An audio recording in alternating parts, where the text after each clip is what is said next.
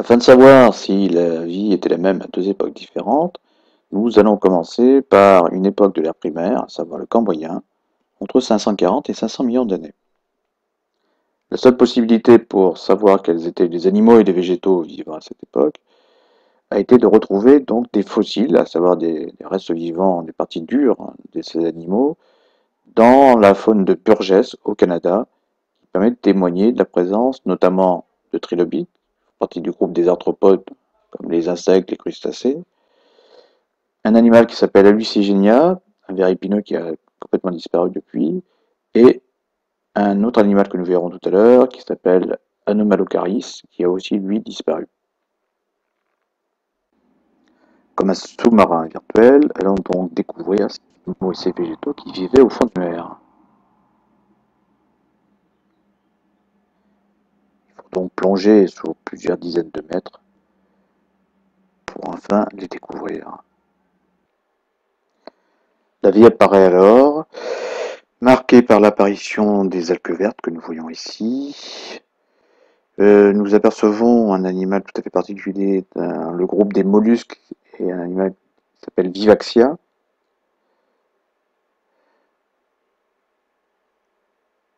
dont un est fixé sur un rocher.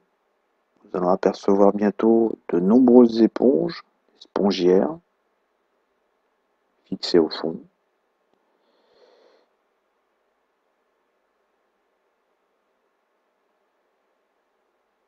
Et voilà, ces spongiaires, ces éponges. Nous avons des vers aussi qui apparaissent.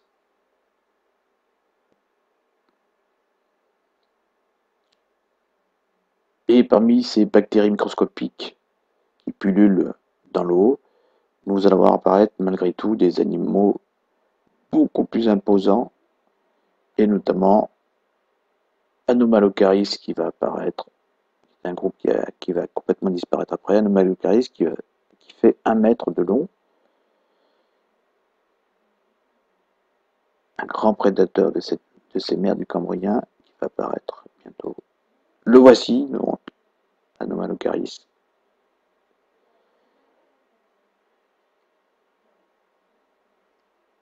Muni de dents acérées, au niveau de sortes de tentacules, et qui va pouvoir capturer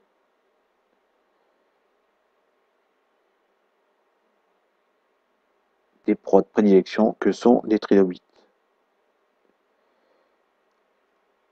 Ces fameux trilobites qui appartiennent donc au groupe des arthropodes, en broyant leur carapace.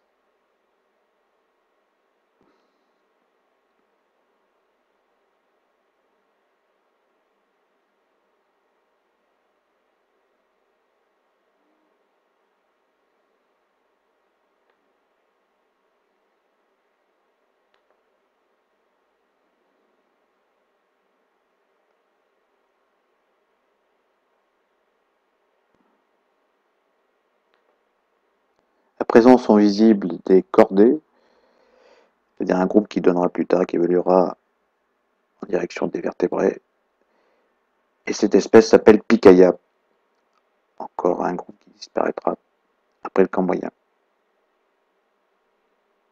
5 à 6 cm de long.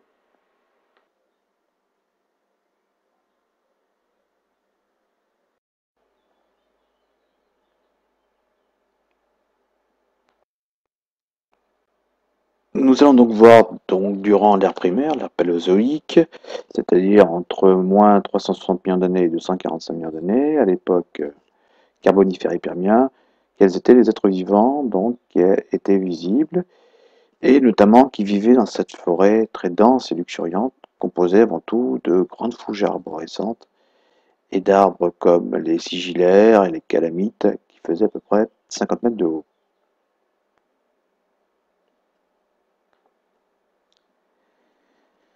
Il est vrai qu'il n'y a toujours pas d'humains, il y a des poissons dans l'eau, des amphibiens, et surtout, il y a des créatures vraiment tout à fait extraordinaires.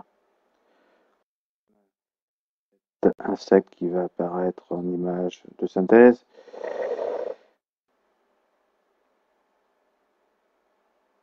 Cette libellule géante qu'on appelle Meganera 80 cm de long, de la taille d'un aigle.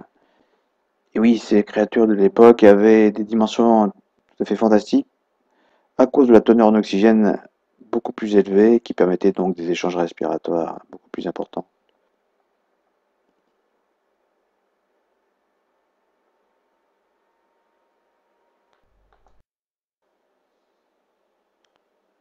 Voilà encore la preuve du gigantisme avec un myriapode de 2 mètres de long, suivi aussi d'autres insectes, araignées et scorpions.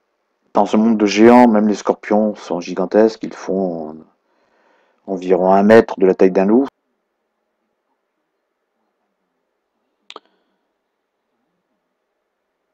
Ce saurien, appelé Hylonomus, va avoir la particularité de pondre des œufs au milieu terrestre, ce qui va permettre à ces petits de pouvoir conquérir ce milieu.